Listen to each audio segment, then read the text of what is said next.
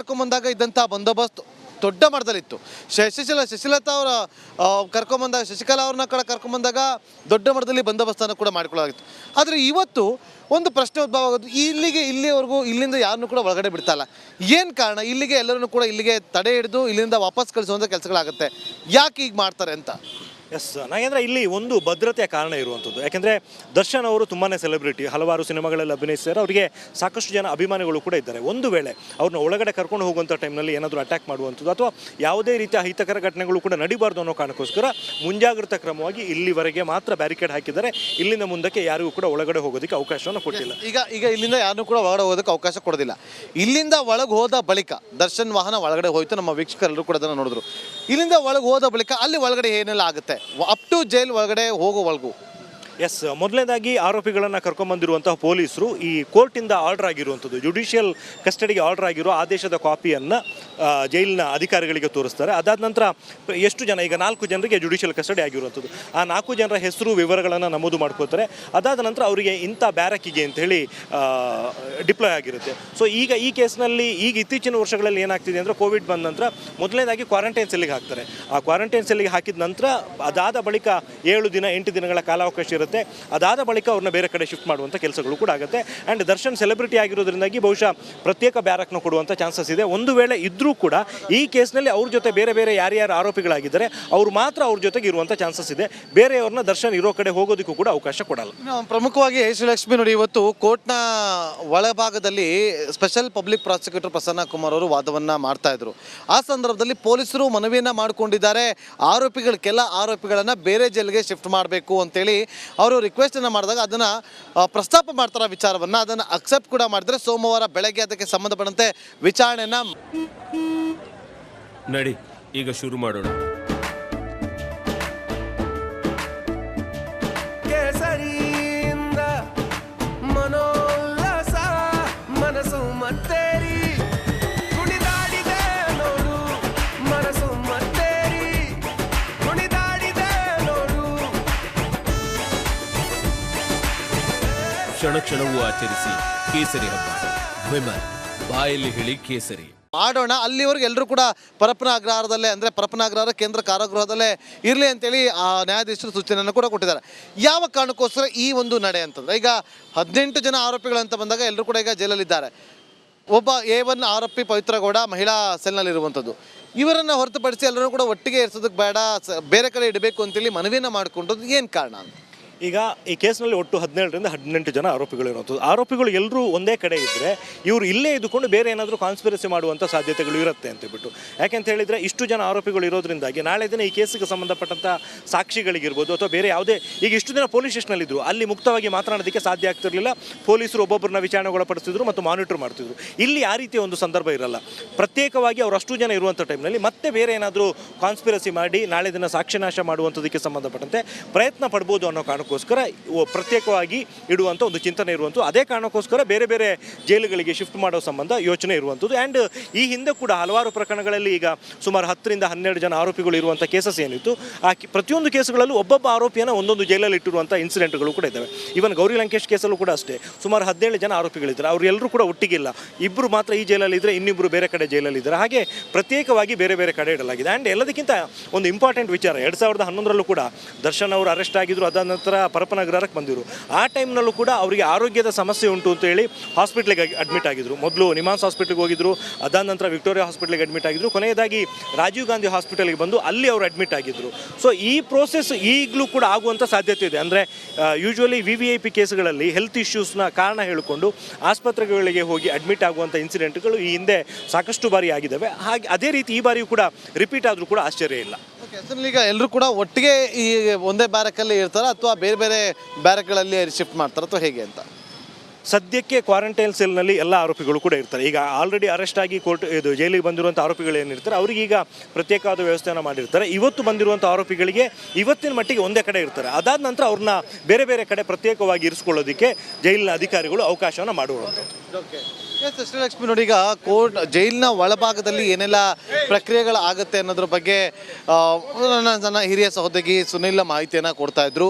So charge sheet ಸಲ್ಲಿಕೆ ಮಾಡೋದಕ್ಕೆ ಅವರಿಗೆ 90 ದಿನ ಕಾಲಾವಕಾಶ ಇರುತ್ತೆ. ಅದಾದ ಬಳಿಕ ಏನೆಲ್ಲ ಪ್ರಕ್ರಿಯೆಗಳಾಗುತ್ತೆ ಅಂತೇಳಿ ಕೂಡ ಗಮನಿಸ್ತಾ ಇದ್ವಿ. ಮತ್ತೊಂದು ಕಡೆ ರಿಮ್ಯಾಂಡ್ ಅಪ್ಲಿಕೇಶನಲ್ಲಿ ಉಲ್ಲೇಖ ಮಾಡಿರುವಂಥ ಒಂದಷ್ಟು ಪ್ರಮುಖ ಅಂಶಗಳನ್ನು ಕೂಡ ಅಲ್ಲಿ ಗಮನಿಸ್ತಾ ಇದ್ವಿ. ನಾಗರಾಜ್ ನನ್ನ ಸಹೋದ್ಯೋಗಿ ಅದಕ್ಕೆ ಸಂಬಂಧಪಟ್ಟಂತೆ ಎಕ್ಸ್ಪ್ಲೈನ್ ಕೂಡ ಮಾಡ್ತಾ ಇದ್ದಾರೆ. ಕಾನೂನಿನ ಮೇಲೆ ಇವರು ಯಾರಿಗೂ ಕೂಡ ಕಿಂಚಿತ್ತೂ ಗೌರವ ಇಲ್ಲ ಅನ್ನೋದು ಇಲ್ಲಿ ಬಹಳ ಸ್ಪಷ್ಟವಾಗಿ ಗೊತ್ತಾಗ್ತದೆ. ಅದೇ ಅಂಶವನ್ನು ರಿಮ್ಯಾಂಡ್ ಅಪ್ಲಿಕೇಶನಲ್ಲೂ ಕೂಡ ಉಲ್ಲೇಖ ಮಾಡಿರುವಂಥದ್ದು. Srilakshmi, thank you Nagendra Babu ಡೀಟೇಲ್ಸ್ಗಾಗಿ.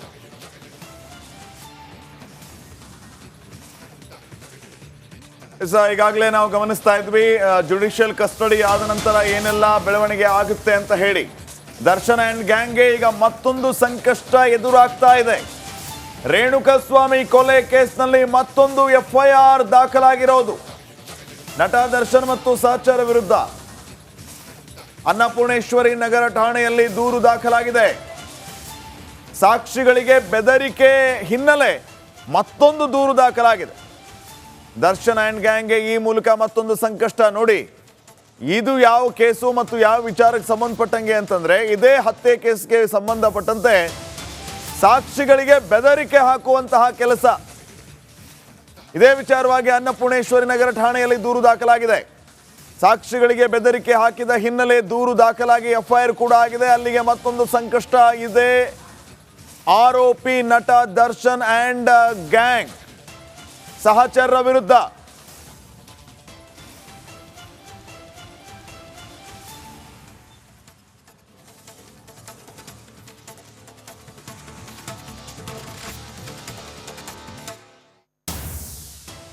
ನೋಡಿ, ದರ್ಶನ್ ಆ್ಯಂಡ್ ಗ್ಯಾಂಗ್ಗೆ ಮತ್ತೊಂದು ಸಂಕಷ್ಟ ಎದುರಾಗ್ತಾ ಇದೆ. ಈಗಾಗಲೇ ಸಾಕ್ಷಿಯನ್ನ ಹೆದರಿಸಿ ಬೆದರಿಸಿ ಮಾಡುವಂತಹ ಕೆಲಸವನ್ನ ಇವರು ಮಾಡ್ತಾ ಇದ್ದಾರೆ, ಇವರು ಸಹಚರರು ಮಾಡ್ತಾ ಇದ್ದಾರೆ ಅನ್ನುವಂತಹ ವಿಚಾರವನ್ನ ಇಟ್ಕೊಂಡ ಹಿನ್ನೆಲೆ ಮತ್ತೊಂದು ದೂರು ದಾಖಲಾಗಿ FIR ಕೂಡ ಆಗಿದೆ. ಅದೇ ಅನ್ನಪೂರ್ಣೇಶ್ವರಿ ನಗರ ಠಾಣೆಯಲ್ಲಿ ಸಾಕ್ಷಿಗಳಿಗೆ ಬೆದರಿಕೆಯ ಹಿನ್ನೆಲೆ ದೂರು ದಾಖಲಾಗಿರೋದು.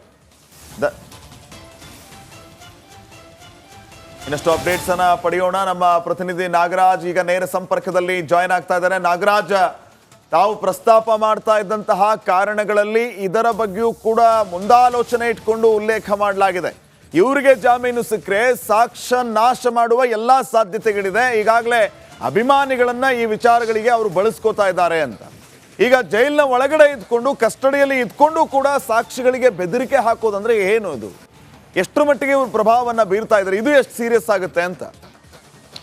ಖಂಡಿತ ಶ್ರೀಪಾದ್, ಈ ಒಂದು ಪ್ರಕರಣ ಆರಂಭ ಆದಾಗ್ಲಿಂದಲೂ, ದರ್ಶನ್ ಬಂಧನ ಆದಾಗ್ಲಿಂದಲೂ ಒಂದಲ್ಲ ಒಂದು ರೀತಿಯಲ್ಲಿ ಈ ಒಂದು ಪ್ರಕರಣದ ಮೇಲೆ ಪ್ರಭಾವವನ್ನು ಬೀರೋದಕ್ಕೆ ಸಾಕಷ್ಟು ಪ್ರಯತ್ನವನ್ನು ಮಾಡಲಾಗ್ತಾ ಇತ್ತು. ಅದರಂತೆ ಈಗ ಏನು ಈ ಹಿಂದೆ ಆರೋಪಿಗಳನ್ನು ಕಸ್ಟಡಿಗೆ ಪಡೆಯುವಂಥ ಸಂದರ್ಭದಲ್ಲಿ ನ್ಯಾಯಾಲಯಕ್ಕೆ ಹಾಜರುಪಡಿಸಿದಾಗ ಒಂದಷ್ಟು ವಿಚಾರಗಳನ್ನು ಪ್ರಾಸಿಕ್ಯೂಷನ್ ನ್ಯಾಯಾಧೀಶರ ಗಮನಕ್ಕೆ ತೆಗೆದುಕೊಂಡು ಬಂದಿದ್ರು. ಇವು ಏನು ಒಂದು ಸಾಕ್ಷಿಗಳನ್ನು, ಈ ಒಂದು ಪ್ರಕರಣದ ಐವಿಟ್ನೆಸ್ಗಳನ್ನು ಬೆದರಿಸುವ ಕೆಲಸ ಆಗ್ತಾ ಇದೆ ಅಂತೇಳಿ ಈಗ ಇವತ್ತು ಏನು ಆರೋಪಿಗಳನ್ನು ನ್ಯಾಯಾಂಗ ಬಂಧನಕ್ಕೆ ನೀಡಬೇಕು ಪ್ರಾಸಿಕ್ಯೂಷನ್ ನ್ಯಾಯಾಲಯಕ್ಕೆ ಸಬ್ಮಿಟ್ ಮಾಡಿರ್ತಕ್ಕಂಥ ಒಂದು ರಿಮ್ಯಾಂಡ್ ಅರ್ಜಿಯಲ್ಲಿ ಬಹಳ ಸ್ಪಷ್ಟವಾಗಿ ಉಲ್ಲೇಖ ಮಾಡಿದರೆ ಸಾಕ್ಷಿಗಳನ್ನು ಬೆದರಿಸುವ ಸಂಬಂಧ ಅನ್ನಪೂರ್ಣೇಶ್ವರಿ ನಗರ ಠಾಣೆಯಲ್ಲಿ ಪ್ರಕರಣ ದೂರು ದಾಖಲಾಗಿದೆ ಅನ್ನೋ ಒಂದು ವಿಚಾರವನ್ನ ಪ್ರಾಸಿಕ್ಯೂಷನ್ ನ್ಯಾಯಾಲಯದ ಗಮನಕ್ಕೆ ತೆಗೆದುಕೊಂಡು ಬಂದಿರತಕ್ಕಂಥದ್ದು. ಇದನ್ನ ನೋಡ್ತಾ ಇದ್ರೆ ನಿಜಕ್ಕೂ ಒಂದ್ ಕಡೆ SPPಯನ್ನು ಬದಲಾವಣೆ ಮಾಡೋದಕ್ಕೆ ಒಂದು ಪ್ರಯತ್ನ ನಡೀತಾ ಇತ್ತು, ಸರ್ಕಾರದ ಮಟ್ಟದಲ್ಲೇ ಪ್ರಯತ್ನವನ್ನು ಪಟ್ಟಿದ್ರು ಅನ್ನೋ ವಿಚಾರಗಳು ಹೊರಗಡೆ ಬಂದಿದ್ವು. ನಂತರ ಐ ವಿಟ್ನೆಸ್ಗಳ ಮೇಲೆ ಸಾಕ್ಷಿಗಳನ್ನ ಪ್ರಭಾವ ಬೀರ್ಲಿಕ್ಕೆ ಪ್ರಯತ್ನವನ್ನು ಪಡ್ತಾ ಇದ್ದಾರೆ ಅನ್ನೋ ವಿಚಾರ ಹೊರಗಡೆ ಬಂದಿತ್ತು. ಆದ್ರೆ ಈಗ ಗೊತ್ತಾಗ್ತಾ ಇರ್ತಕ್ಕಂಥದ್ದು ಸಾಕ್ಷಿಗಳನ್ನ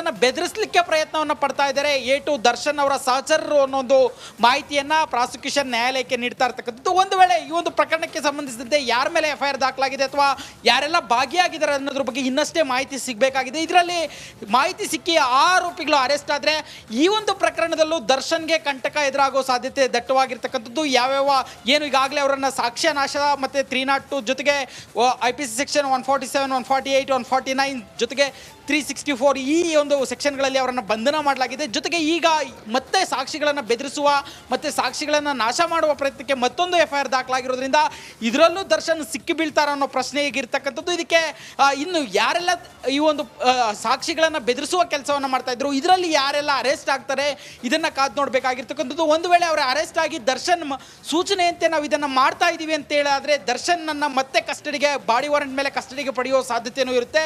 ಹೀಗಾಗಿ ದರ್ಶನ್ಗೆ ಕೇವಲ ಕೊಲೆ ಕೇಸ್ನಲ್ಲಿ ಮಾತ್ರ ಅಲ್ಲ, ಈ ಒಂದು ಪ್ರಕರಣದಲ್ಲೂ ಸಂಕಷ್ಟ ಎದುರಾಗುವ ಸಾಧ್ಯತೆ ದಟ್ಟವಾಗಿರ್ತಕ್ಕಂಥದ್ದು. ಶ್ರೀಪಾದ್, ಓಕೆ, ಥ್ಯಾಂಕ್ ಯು ಮಾಹಿತಿಗಾಗಿ ನಾಗರಾಜ್. ಸೊ ಇದು ಎಷ್ಟು ಗಂಭೀರತೆಯನ್ನ ಪಡೆದುಕೊಳ್ಳುತ್ತೆ, ಕೇಸ್ಗೆ ಮತ್ತೆ ಯಾವ ರೀತಿಯ ತಿರುವನ್ನ ಕೊಡುತ್ತೆ ಅನ್ನೋದ್ರ ಬಗ್ಗೆ ನಮ್ಮ ಕೊಲೀಗ ನಾಗರಾಜ್ ವಿವರಣೆಯನ್ನ ನೀಡ್ತಾ ಇದ್ರು. ಸೊ ಮುಖ್ಯವಾಗಿ ನಾವಿಲ್ಲಿ ಎರಡು ವಿಚಾರಗಳನ್ನ ಗಮನಿಸಬೇಕಾಗುತ್ತೆ. ಈಗ ಇವರು ಜೈಲು ಪಾಲಾಗಿದ್ದು ಯಾವ ಕಾರಣಕ್ಕಾಗಿ, ಅದರ ಹಿನ್ನೆಲೆ